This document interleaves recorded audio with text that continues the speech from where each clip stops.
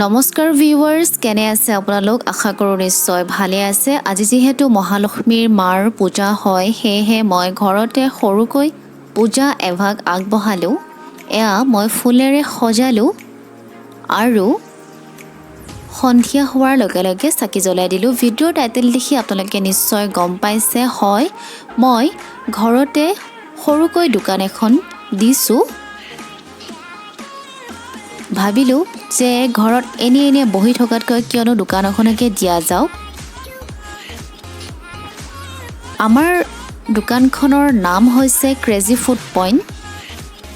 আহকচোন চাওঁ আমাৰ দোকানখনত কি ৰাখিছোঁ।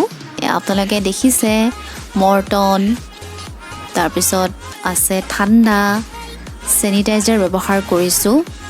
কাষ্টমাৰে যেতিয়া পইচা দিয়ে তেতিয়া আমি চেনিটাইজ কৰোঁ, লগতে হাতখনকো চেনিটাইজ কৰি থাকোঁ আৰু মাস্ক পিন্ধি থাকোঁ। প্ৰথমতে আছে পকৰি,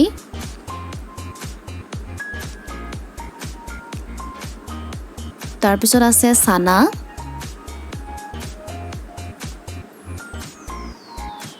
আৰু ঘুগুনি আছে।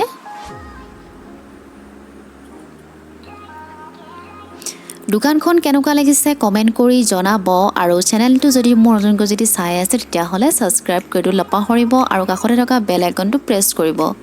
সেয়ে আপোনালোকে দেখিছে প্ৰথম যিদিনাখন কাষ্টমাৰ আহিছিলে তেতিয়া মনটো খুবেই ভাল লাগিছিলে। এয়া মায়ে চৌকা বনাই দিছে। চোতালতে মই এনেদৰে বনাওঁ, চানা বনাই আছোঁ। আমাৰ ঘৰৰ ওচৰৰ বগী ভণ্টি আৰু মই লগ লাগি আমি দুইজনীয়ে বনাওঁ।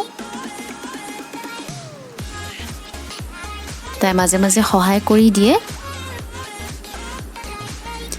কিয়নো এনে বহি থকাতকৈ দুটকামান যেতিয়া হাতলৈ আহে তেতিয়া মনটো কেনেকুৱা লাগে আপোনালোকে নিশ্চয় জানে।